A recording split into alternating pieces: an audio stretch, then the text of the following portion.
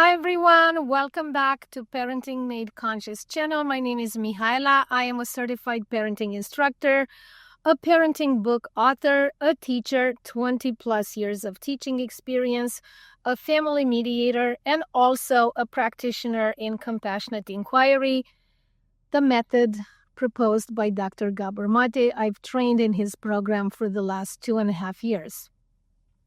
Today, we are at our letter C, number 3, in our series of videos for Co-Parenting Reset 2026. If you remember, if you don't, go back and look at the previous 2 videos. In the first one, we talked about child first. So that was our first letter C, child first. In our second video, we talked about connection. That was our second letter C. Also, make sure you subscribe to my newsletter because almost every week on Saturday morning, with rare exceptions, I send out a newsletter with links to all of these awesome videos. And today we're covering letter C number 3 in our Co-Parenting Reset 2026. And I wonder what that is. Ta-da-da-da. Well, it's conflict.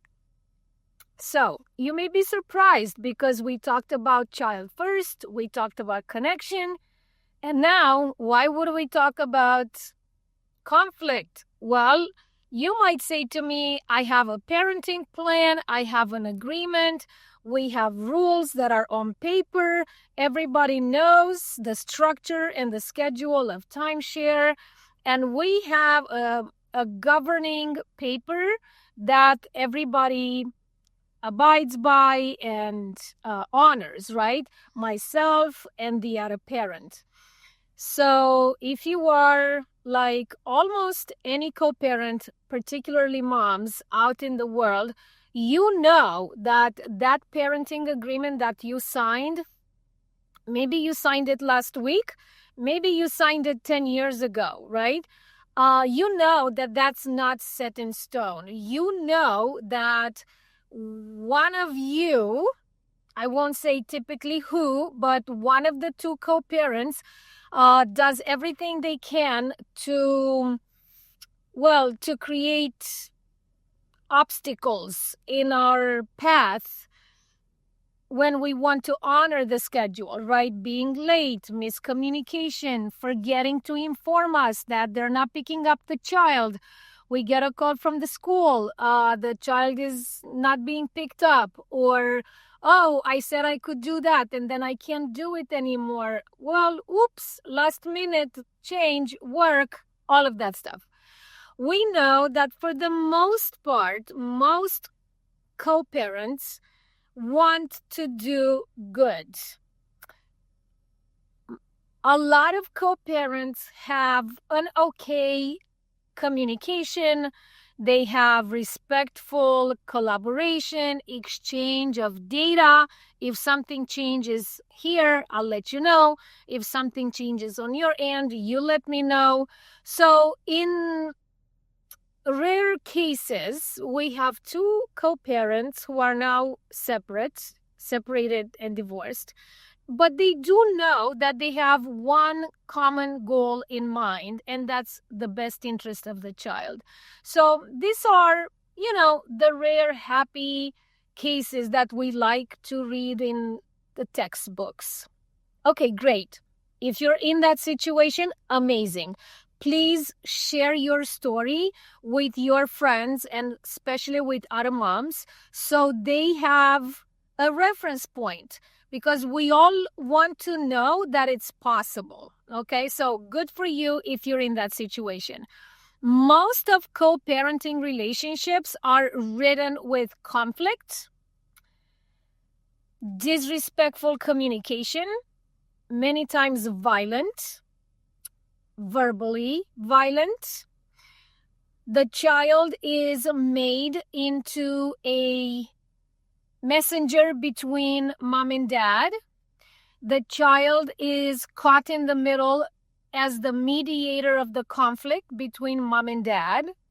Many times we know that a co-parent will mess up a schedule just so they can teach the other co-parent a lesson.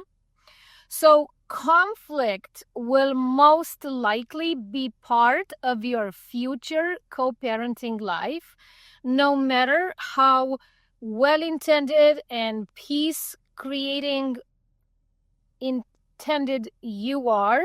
It also depends on the other co-parent. So I'm here today to say to you, number one, assume that conflict will be present in your co-parenting relationship. Just assume that from the get-go. Your naive expectations that the other parent should follow the time-sharing schedule and the pickup and the drop-offs and the emails and the texts and the notices and notifications and the apologies, all your expectations should be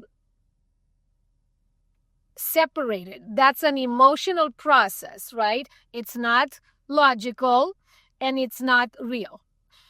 That's one. So expect conflict to show up either on a consistent basis or every now and then. So expect conflict to be part of the overall picture. Number two, learn to separate what's a co-parenting related conflict of interests and what is a couple / mom and dad only relationship conflict. This applies to you if you're still married and you live in the same home. So, what is a co-parenting issue versus what's a couple issue or separating adults issues, right? Because when we learn to separate these two emotional processes, we build up the skills of showing up in the conflict or for that conflict a lot more rational, a lot more detached from the story that we make it in our minds, the narratives of what this means about me, what this means about our marriage that now it's gone, what this means about me as a mother, what this means about me as your ex-wife, so on and so forth. So children need at least one stable, grounded, calm, healthy parent.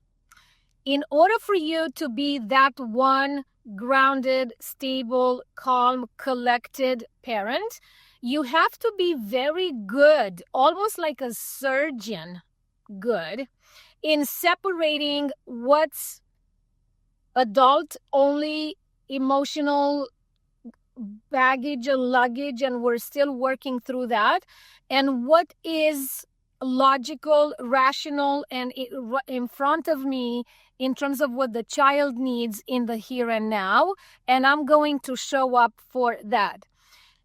I'm not saying that our internal emotional grieving process, anger, rage, sadness, resentment, I'm not saying that these are not important to acknowledge or to process. They are very important because that's where healing comes from. But that's something that you do in a therapeutic setting. You're not doing that with your ex. He's not the right person. And you're not doing that with your child. They're not the right person either. And you can't do that by yourself because you can't do it on your own. So you take that internal turmoil that's 100% emotional and valid. You take that in a therapeutic setting and you work it there with someone who is trained to contain you properly and to help you move forward. So, scene number 1, video 1, watch it, please. It was child first. Our second video was connection. That's all about the power and the agency that we have when we have our child with us in our timeshare.